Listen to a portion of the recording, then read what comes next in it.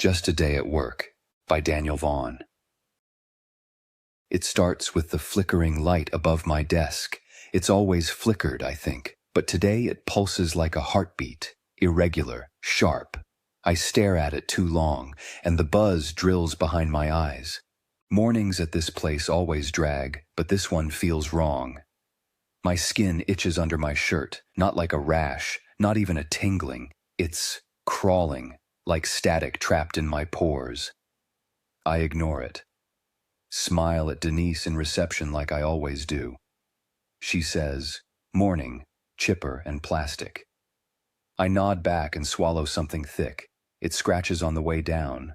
The coffee tastes like pennies, metallic old blood. I sit. My chair moans under me like it's sick of holding my weight.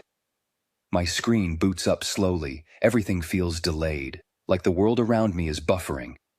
I rest my hand on the mouse and realize my fingers are shaking, not from cold, not from fear, just a gentle, tremoring protest. I clench my fist and something inside my wrist twinges, a small pulse that isn't mine. Am I sick? Did I eat something bad? I run through breakfast in my head, toast, eggs, nothing off. I didn't sleep well, sure, but that's normal. The dreams were louder than usual. Screaming in the dark, distant but constant. I keep that to myself. "You good, man?" Marcus from IT swings by holding a muffin like it's a dead rat. He grins like he always does, clueless and confident. "You look like hell." "Yeah," I say. My voice sounds wet. I clear my throat. Something soft shifts inside my chest. A pressure. "You sure?" "You're sweating through your shirt, bro." He leans closer. "Your eyes are kinda red, like real red." "Just allergies." He shrugs, walks away. I watch the muffin crumble in his hand like old bark. The light above me flickers again.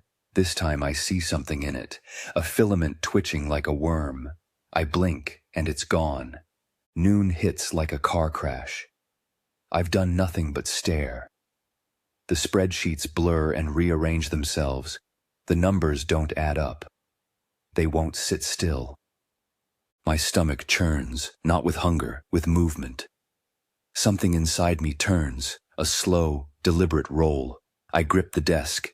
The itch is gone, replaced by heat. Deep, muscular heat, like a fever under my bones. In the break room, Sandra microwaves fish. The stench hits me like acid. My stomach lurches. I double over, pretending to tie my shoe. "You all right?" she asks, chewing. "Yeah, just a cramp. But I can feel it now, something winding around my spine, squeezing. Testing. I go to the bathroom. The mirror hates me. My face is pale, lips gray, eyes wrong. Something shines in them, not tears, not light, something else, a glimmer like oil slicked over water.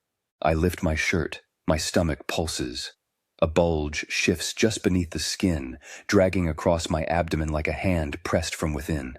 I gasp, my ribs ache like they're bending.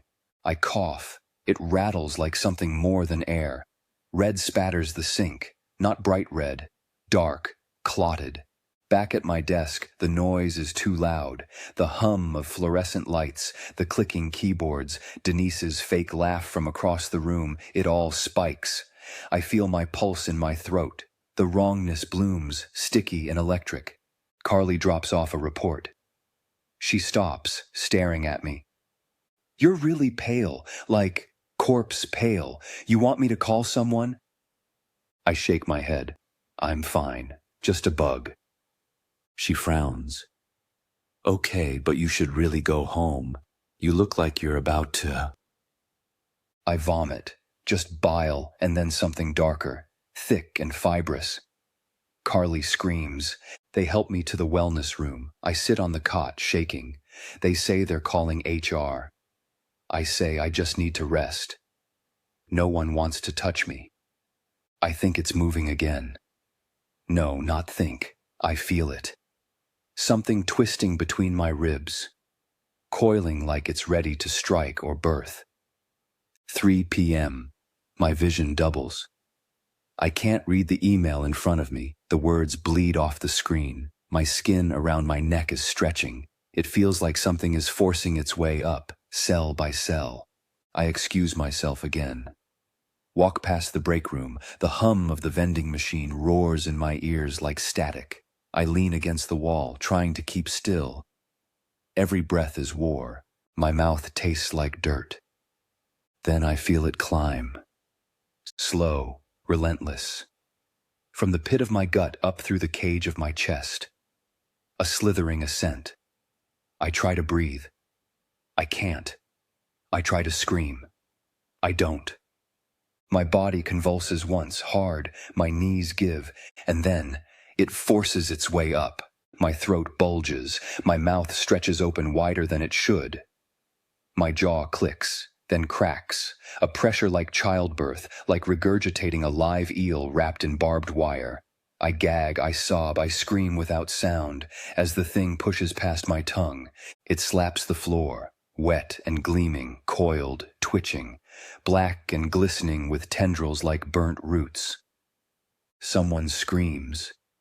Denise, Carly, maybe Marcus. I can't tell. I collapse, can't move, can't think.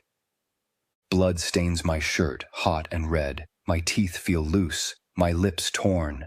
The room spins, voices come, screams, running feet. Then, sirens, not ambulances, not local police. Black-clad figures crash through the entrance less than 5 minutes later. No insignia, no names, helmets with mirrored visors, weapons drawn but not for show. They move like they've done this before. Target located. Area perimeter secured. 2 of them grab me. One scans my face. Confirms something on a screen. Confirmed. He's the host. They don't ask questions. They don't give instructions. They sedate me on the spot. I wake in a facility. Bright, sterile, underground. I'm restrained. Metal cuffs bolted to a medical slab. Tubes in my arms. Monitors humming. A pair of scientists watches from behind glass. One is scribbling notes, the other is focused on a monitor tracking my vitals. He expelled it in the office, dead on arrival. No motion after separation, says the one in glasses. Probably a non-viable clone, the other mutters, or a decoy.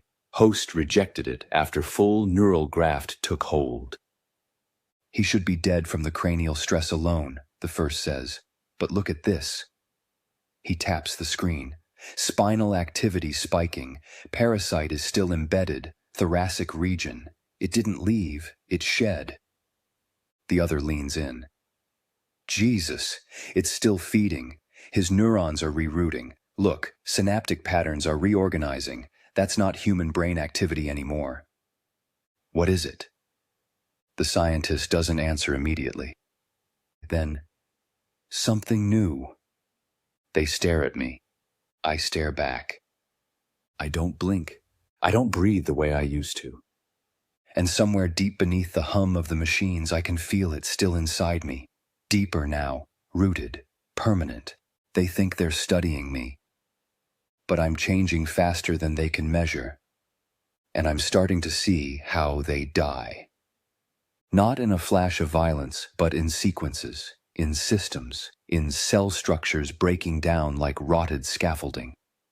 I can sense their blood pressure through glass. I know which one's heart will give out first. Which one's fear is sharp enough to taste. I close my eyes and I don't see darkness anymore. I see networks, veins of thought, maps of behavior, patterns in the way people move, blink, and lie. The parasite didn't leave. It opened a door, and my mind stepped through. It's not invasion. It's inheritance. Thoughts come faster now, clearer. Like my brain was full of static before and someone just found the right frequency. I remember everything, not just my memories, but others. Images that aren't mine. Strange skies, buried nests, the feel of heatless stars above a black ocean. I remember being born and feeling no fear, only purpose. There is no pain anymore, no confusion, no doubt. Only clarity, evolution, harmony. I am not the host. I am the vessel, and we are not alone. They think I'm contained. They think they're watching me, tracking vitals, logging changes, measuring risk. But I see through the glass now, not with my eyes, but with something deeper, something newly grown. I study their posture, their breath rate, their micro-expressions. I learn them. They speak into recorders. I don't listen to their words. I listen to the spaces between, the doubt, the fear, the cracks. They don't know it yet. But I'm the one conducting the experiment now. Every moment they spend behind that glass, every test they run, every chart they update, it all becomes data. It all becomes understanding. I am observing them, and I am patient. Because change is slow. Until it isn't.